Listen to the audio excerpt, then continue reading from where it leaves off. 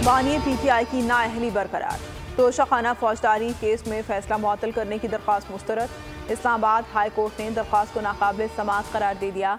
Cipher case का in camera trial फौरी रोकने की सदा मुस्तरद। इस्लामाबाद हाई कोर्ट का बानी PTI की दरख्वास्त पर अटॉर्नी जनरल और FIA को नोटिस जारी।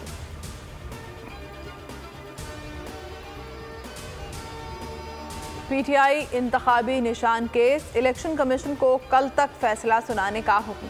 पेशावर हाई कोर्ट ने महफूज फैसला सुना दिया। हिदायत की इलेक्शन कमीशन कानून के मुताबिक फैसला करे।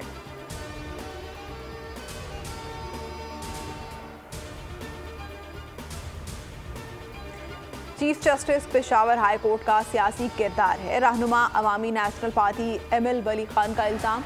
मीडिया से गुफ्तगू, कहा PTI की दरख्वास्तों की फौरी समाअत होती है।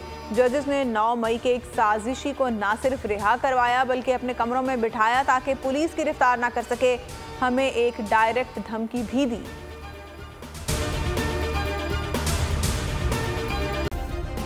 सब्सक्राइब करें और बेल दबाएं ताकि कोई खबर रह न जाए।